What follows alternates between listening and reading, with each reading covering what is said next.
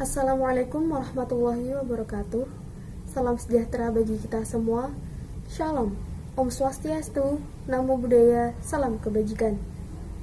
Yang saya hormati, Bapak Hari Wahyono selaku dosen mata kuliah retorika, dan tak lupa teman-teman yang saya sayangi dan saya banggakan. Pada kesempatan kali ini, saya akan menyampaikan sebuah pidato tentang bulan bahasa. Seperti yang kita tahu bahwa belum lama ini ada peringatan bulan bahasa. Berbicara tentang bulan bahasa, saya akan menyinggung sedikit mengenai sejarah awal bulan bahasa. Bulan bahasa bermula dengan adanya peristiwa Sumpah Pemuda pada 28 Oktober 1928. Adanya perbedaan bahasa dari setiap daerah di Indonesia membuat adanya kesulitan dalam berkomunikasi antar pemuda dari berbagai daerah. Nah, dalam Kongres Pemuda II, para pemuda dari berbagai daerah merumuskan sebuah kesepakatan yang dikenal dengan Sumpah Pemuda. Poin terakhir isi Sumpah Pemuda yang berbunyi, "Kami, putra dan putri Indonesia, menjunjung bangsa persatuan bahasa Indonesia, menjadi awal lahirnya bulan bahasa Indonesia." Adanya Sumpah Pemuda inilah yang membuat bulan bahasa Indonesia diperingati setiap bulan Oktober. Akan tetapi, bulan bahasa Indonesia ini baru mulai rutin diselenggarakan pada Oktober 1980 untuk memperingati Sumpah Pemuda. Awalnya, Badan Pengembangan dan Pembinaan Bahasa memberi nama Bulan Bahasa, akan tetapi pada 1989 berubah menjadi Bulan Bahasa dan Sastra. Tujuan diadakannya Bulan Bahasa salah satunya yaitu untuk melestarikan bahasa Indonesia. Bahasa Indonesia sendiri menjadi bahasa persatuan bagi bangsa Indonesia yang memiliki hampir 700 bahasa daerah.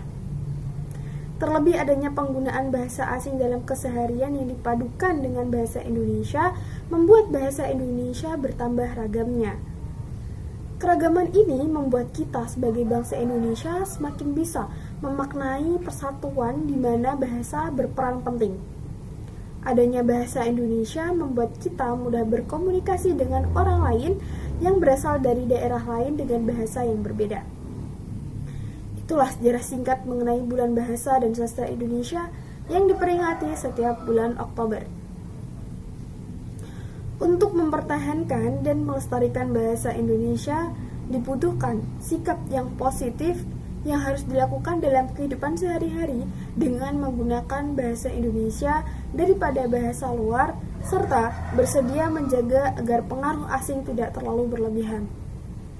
Di era globalisasi ini, sedikit demi sedikit bahasa Indonesia sudah mulai menghilang karena adanya pengaruh bahasa asing yang lebih digemari oleh kalangan milenial agar terlihat lebih keren dan lebih modern. Lalu, upaya apa yang dapat bangsa Indonesia lakukan untuk melestarikan bahasa Indonesia? Nah, untuk menghindari hilangnya bahasa Indonesia di negeri sendiri, perlu dilakukan upaya pelestarian terhadap bahasa Indonesia. Untuk itu diperlukan peran dari semua lapisan masyarakat, seperti peran pemerintah, media massa, sekolah, keluarga, serta para remaja dan pemuda-pemudi. Selain itu juga perlu adanya metode-metode lain untuk lebih melestarikan bahasa Indonesia. Di antara metodenya yaitu meningkatkan kedisiplinan bahasa Indonesia, menjadikan lembaga pendidikan sebagai basis pembinaan bahasa, memahami bahasa Indonesia dengan baik dan benar, diperlukan adanya undang-undang kebahasaan, peran variasi serta bahasa dan penggunaannya, menjunjung tinggi bahasa Indonesia di negeri sendiri, kemudian meningkatkan kebanggaan terhadap bahasa Indonesia, ada juga melestarikan tata cara berbicara bahasa Indonesia yang baik dan benar, melestarikan uji kemampuan berbahasa Indonesia, serta berperan aktif dalam mengembangkan bahasa Indonesia. Keberadaan bahasa asing di era globalisasi mulai mendesak keberadaannya. Oleh karena itu, bahasa Indonesia perlu dilestarikan. Perlu adanya usaha yang sungguh-sungguh untuk mempertahankan keberadaan bahasa Indonesia sebagai jati diri bangsa Indonesia. Kini, bangsa Indonesia telah membuktikan jati dirinya. Bahasa Indonesia dapat dipergunakan untuk menyampaikan pikiran yang rumit dalam ilmu pengetahuan dengan jernih, jelas, teratur, dan tepat. Seharusnya kalangan milenial saat ini bangga dan melestarikan bahasa Indonesia karena bahasa Indonesia menjadi ciri budaya bangsa Indonesia yang dapat diandalkan di tengah-tengah era globalisasi. Bahkan bahasa Indonesia saat ini menjadi program studi di negara-negara asing seperti Australia, Belanda, Jepang, Amerika Serikat, Inggris, Cina, Ukraina, dan Korea Selatan. Sekian pidato yang dapat saya sampaikan, kurang lebihnya mohon maaf. Wassalamualaikum warahmatullahi wabarakatuh.